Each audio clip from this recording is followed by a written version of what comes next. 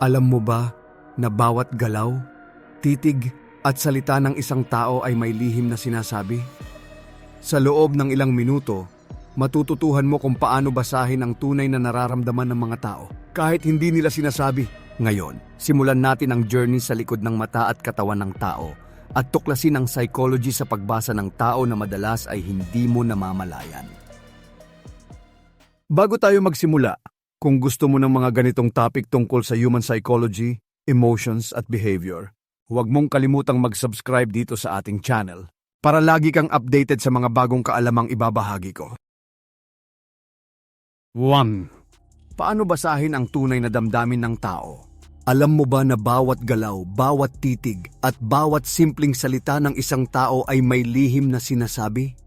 Sa loob ng ilang minuto, matututuhan mo kung paano basahin ang tunay na nararamdaman ng mga tao kahit hindi nila ito sinasabi. Una, titig at mata. Ang mata ay window ng damdamin. Kapag ang tao ay nakatingin sa iyo ng diretsyo ngunit mabilis na umiwas, maaaring siya ay nag-aalinlangan o may tinatago. Ang mabilis na blinking ay maaaring tanda ng stress o kaba, habang ang steady eye contact ay nagpapakita ng tiwala at openness. Pangalawa, galaw ng katawan. Pansinin ang postura at kilos ng tao. Ang nakasarang mga braso o nakabaluktot na katawan ay senyales ng depensa o hindi komportable. Sa kabilang banda, ang nakabukas na postura at relaxed na galaw ay nagpapakita ng pagiging komportable at bukas sa komunikasyon. Pangatlo, tono at bilis ng pananalita. Ang boses ay nagdadala ng damdamin. Ang mabilis o pabigat-bigat na pananalita ay maaaring senyales ng kaba, habang ang malumanay at steady na tono ay nagpapakita ng confidence at kalmadong damdamin. Pang-apat, mga maliit na detalye. Huwag baliwalain ang maliliit na palatandaan. Isang mabilis na ngiti, pagyuko ng ulo o simpleng kamay sa muka. Ang mga ito ay nagbubunyag ng mga hindi sinasabi ng tao. Sa psychology, ang mga micro-expressions at subtle gestures na ito ay nagbibigay ng clues sa tunay na emosyon ng isang tao. Ang kakayahang basahin ng tao ay isang powerful skill na pwede mong gamitin sa pakikipagkapwa, trabaho o kahit sa pang-araw-araw na interaksyon. Tandaan, hindi ito para manipulahin ang iba, kundi para mas maunawaan ang kanilang damdamin at reaksyon.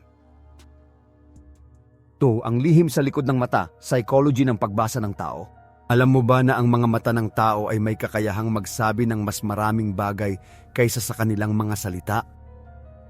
Sa loob ng ilang minuto, matututuhan mo kung paano basahin ang tunay na iniisip at nararamdaman ng isang tao gamit lamang ang kanilang mga mata at ekspresyon.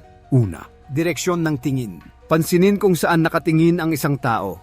Ang mabilis na pag-ikot ng mata o pag-iwas ng tingin ay maaaring senyales ng pag-aalinlangan o pagtatago ng damdamin. Samantalang ang steady at direct na eye contact ay nagpapakita ng tiwala, interes o pagiging attentive.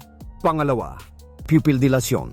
Kapag lumalaki ang pupil, madalas itong indikasyon ng excitement, interest o pagkagulat. Kapag lumiit naman, maaaring nagdadalawang isip o nag-aalala ang tao. Ang simpleng obserbasyon sa pupils ay makakatulong sa pagbasa ng kanilang tunay na emosyon. Pangatlo, blink rate. Ang bilis ng pag-blink ng mata ay may kahulugan. Kapag mas mabilis kaysa sa normal, maaaring nagkakaproblema ang tao o stressed. Ang mabagal at steady blinking ay nagpapakita ng kalmadong estado at pagiging komportable. Pang-apat, mga micro-expressions. Ang mga mabilis na kilay, bahagyang pagngiti, o pag-ikot ng mata ay nagpapakita ng emosyon bago pa man ito masabi ng tao. Sa psychology, ang mga micro-expressions na ito ay tinuturing na pinaka-accurate na palatandaan ng damdamin. Sa simpleng obserbasyon lamang sa mata, pwede mong basahin ang damdamin, iniisip, at tunay na reaksyon ng isang tao. Ang skill na ito ay hindi lamang kapaki-pakinabang sa pakikipagkapwa, kundi sa pag-unawa sa dynamics ng tao sa trabaho, relasyon, at pang-araw-araw na buhay. 3. Mga palatandaan ng tunay na nararamdaman. Reading people ayon sa psychology. Alam mo ba na kahit hindi nagsasalita ang isang tao, maaari mong malaman ang kanilang nararamdaman sa pamamagitan ng kanilang kilos at ekspresyon? Sa loob ng ilang minuto, matututuhan mo kung paano tuklasin ang tunay na damdamin ng tao gamit ang psychology ng pagbasa ng tao. Una, facial expressions. Ang mukha ng tao ay may kakayahang magpakita ng damdamin ng mas mabilis kaysa sa salita. Halimbawa, ang mabilis na ngiti bago ang isang salita ay maaaring tanda ng excitement o kasiyahan, habang ang bahagyang nakabuntong na labi ay maaaring senyales ng kaba o pag-aalala. Pangalawa, postura at body language. Ang postura at galaw ng katawan ay nagbibigay ng malinaw na senyales. Ang nakasarang postura, gaya ng crossed arms o nakayuko na katawan, ay nagpapakita ng depensa o hindi komportable. Ang bukas at relaxed na postura ay nagpapakita ng tiwala at pagiging bukas sa komunikasyon. Pangatlo, tono at bilis ng pananalita. Ang boses ay nagdadala ng damdamin. Ang mabilis o pabigat na pananalita ay maaaring tanda ng stress o kaba.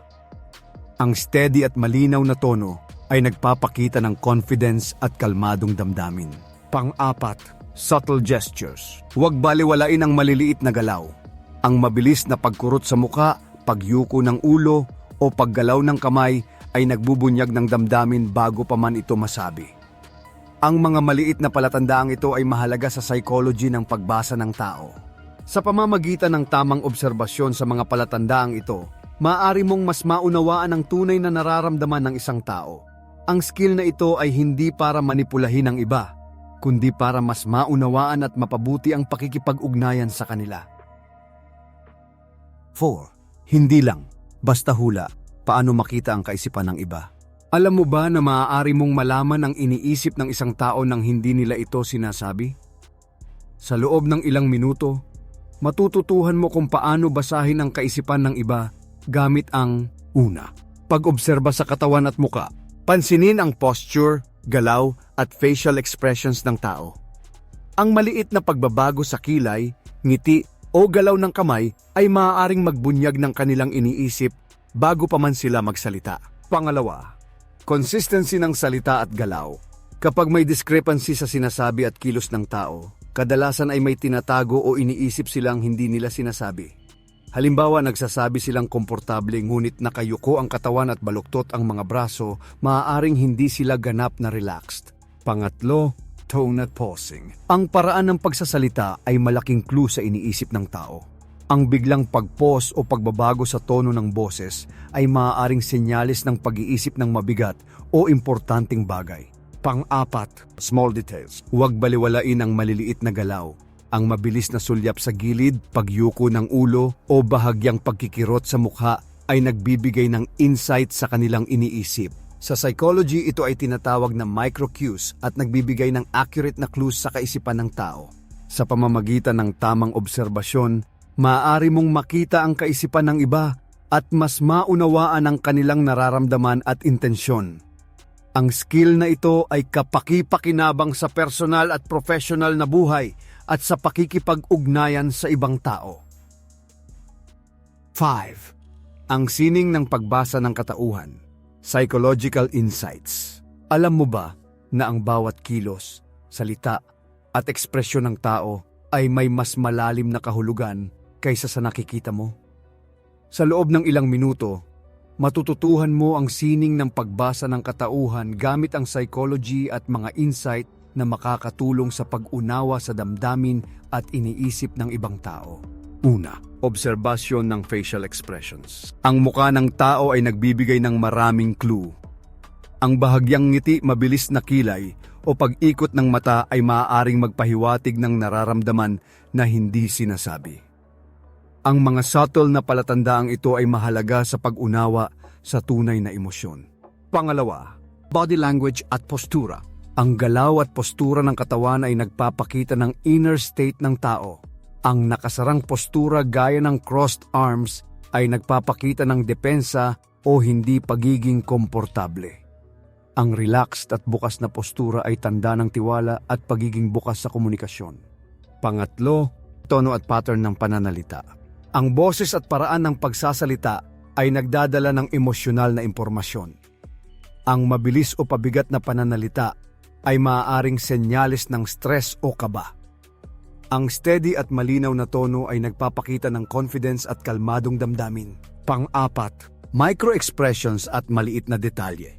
Huwag baliwalain ang maliliit na galaw tulad ng pagyuko ng ulo, mabilis na sulyap o simpleng paggalaw ng kamay. Ang mga ito ay nagbibigay ng clues sa tunay na nararamdaman ng tao bago pa man sila magsalita. Ang sining ng pagbasa ng katauhan ay nagbibigay sa iyo ng kakayahan na mas maunawaan ang tao sa mas malalim na level. Ito ay kapaki-pakinabang sa pakikipagkapwa, trabaho, at sa personal na buhay. Tandaan, hindi ito para manipulahin ang iba, kundi para mas maunawaan ang kanilang damdamin at intensyon. 6. Micro-expressions at body language. Tunay na sinusulyap ng psychology. Alam mo ba na ang mga micro-expressions at body language ng tao ay nagbubunyag ng damdamin na hindi nila sinasabi sa salita? Sa loob ng ilang minuto, matututuhan mo kung paano basahin ang mga subtle na palatandaang ito at maunawaan ang tunay na emosyon ng isang tao. Una, ano ang micro-expressions? Ang micro-expressions ay mabilis at maliit na ekspresyon ng mukha na nagpapakita ng tunay na emosyon ng tao bago pa man ito masabi. Halimbawa, isang mabilis na ngiti bago magsalita ay maaaring tanda ng excitement, habang bahagyang pagkiling ng kilay ay maaaring senyales ng pag-aalinlangan. Pangalawa, pagbabasa ng body language. Ang postura, galaw ng kamay at direksyon ng katawan ay nagbibigay ng clues tungkol sa damdamin ng tao. Ang nakasarang postura gaya ng crossed arms ay maaaring tanda ng depensa o hindi pagiging komportable. Ang bukas at relaxed na postura ay nagpapakita ng tiwala at openness. Pangatlo, tone at timing ng galaw. Pansinin ang pagkakasabay ng kilos at salita. Kapag hindi tugma ang mga ito, kadalasan ay may tinatago o iniisip ang tao. Halimbawa, nagsasabi silang komportable ngunit ang katawan ay tensyonado, maaaring may hindi sinasabi. Pang-apat, maliit na detalye. Ang simpleng galaw ng mata, mabilis na pagsulyap sa gilid, o pagyuko ng ulo ay nagbibigay ng insight sa emosyon bago pa man ito masabi. Sa psychology, ito ay mahalaga para mas maunawaan ang tunay na damdamin ng tao. Ang kakayahang basahin ang micro-expressions at body language ay nagbibigay sa iyo ng mas malalim na pangunawa sa tao. Ito ay kapaki-pakinabang sa personal na buhay, relasyon, at trabaho. Tandaan, ang skill na ito ay hindi para manipulahin ang iba, kundi para mas maunawaan ang kanilang damdamin at intensyon. 7. Intuition o science, psychology sa pagbasa ng tao. Nais mo bang malaman kung paano mo malalaman ang iniisip at nararamdaman ng isang tao? Hindi ito basta hula o intuition lamang. Sa loob ng ilang minuto, matututuhan mo kung paano ginagamit ng psychology ang science sa pagbasa ng tao at kung paano mo ito may a-apply sa tunay na buhay.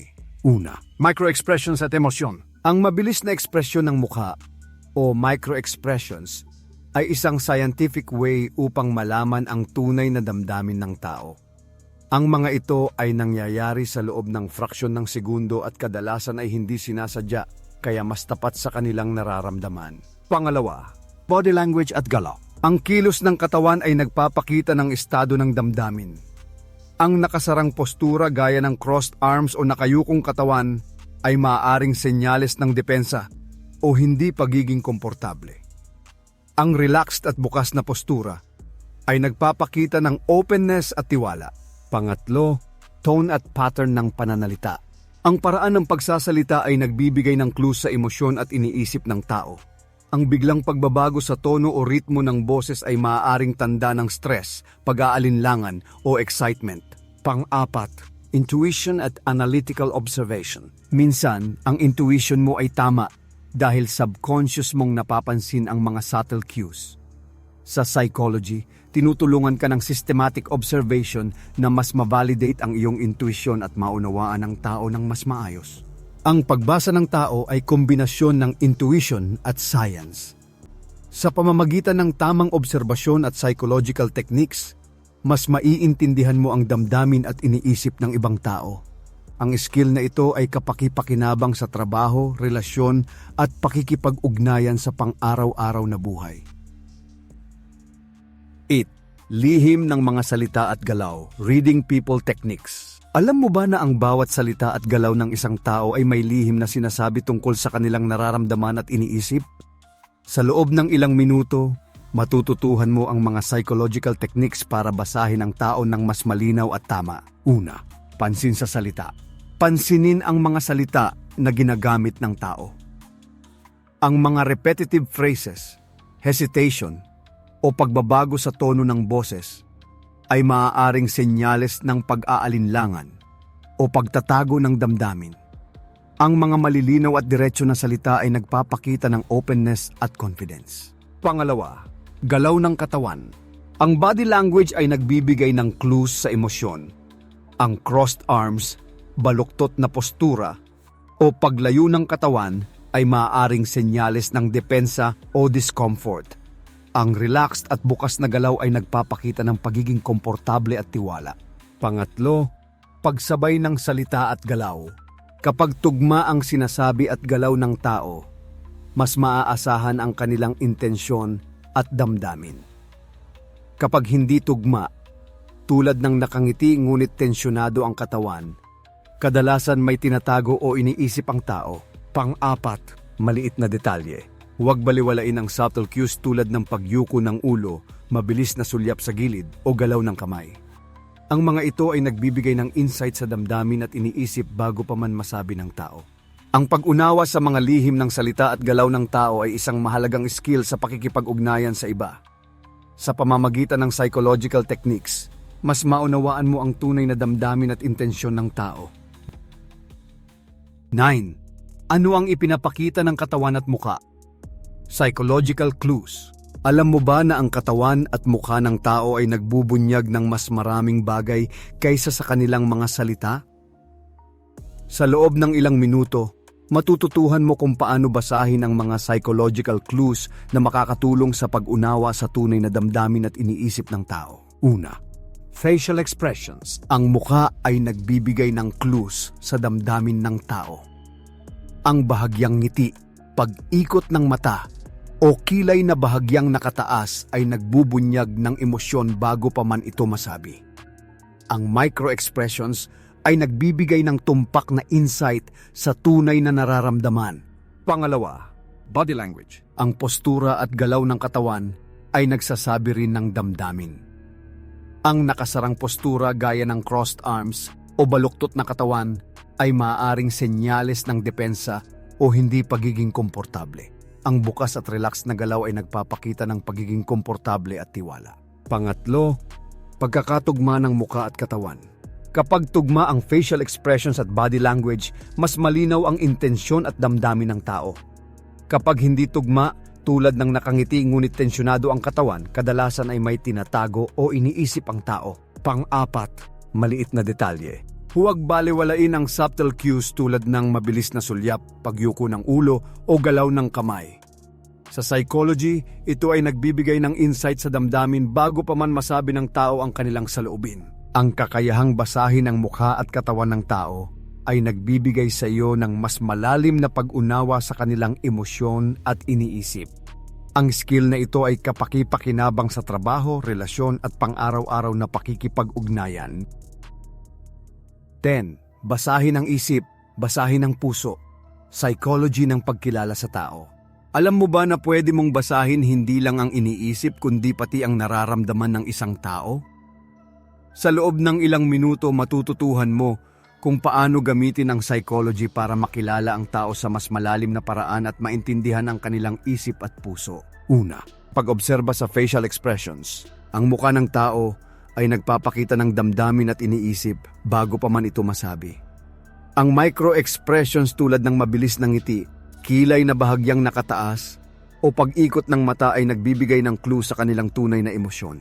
Pangalawa, pagbasa ng body language. Ang postura at galaw ng katawan ay nagbubunyag rin ng damdamin at intensyon. Ang nakasarang postura ay maaaring senyales ng depensa o discomfort, samantalang ang relaxed at bukas na galaw ay nagpapakita ng openness at tiwala. Pangatlo, tonalidad at pananalita. Ang paraan ng pagsasalita, tono at ritmo ng boses ay nagdadala ng emosyonal na impormasyon.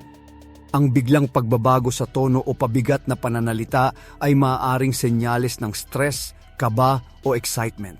Pang-apat, pagkilala sa tunay na damdamin.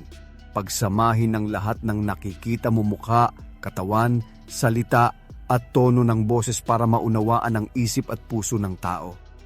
Sa psychology, ito ay nagbibigay ng mas holistic na pag-unawa sa kanilang damdamin at iniisip. Ang kakayahang basahin ang isip at puso ng tao ay isang napakahalagang skill sa personal at professional na buhay. Ito ay makakatulong sa mas epektibong pakikipag-ugnayan, relasyon at pang-araw-araw na interaksyon. Ngayon ay natutunan mo na ang iba't ibang techniques para basahin ang tao. Mula sa micro-expressions, body language, tono ng boses, hanggang sa mga lihim na sinasabi ng kanilang mga kilos at salita. Hindi lang basta hula ang pagbasa ng tao. Ito ay kombinasyon ng psychology, obserbasyon, at tamang pag-unawa sa damdamin at iniisip ng iba. Tandaan, ang kaalaman na ito ay hindi para manipulahin ang iba, kundi para mas maunawaan ang kanilang emosyon, intensyon, at reaksyon. Sa pamamagitan nito, mas mapapalalim mo ang relasyon mo sa ibang tao, mas magiging maayos ang komunikasyon, at mas magiging aware ka sa human behavior sa pang-araw-araw na buhay. Kung gusto mo pang matutunan ang mga ganitong psychology insights tungkol sa human behavior at personal development, mag-subscribe ka na at i-turn on ang notification bell para lagi kang updated sa mga bagong episode dito sa ating channel.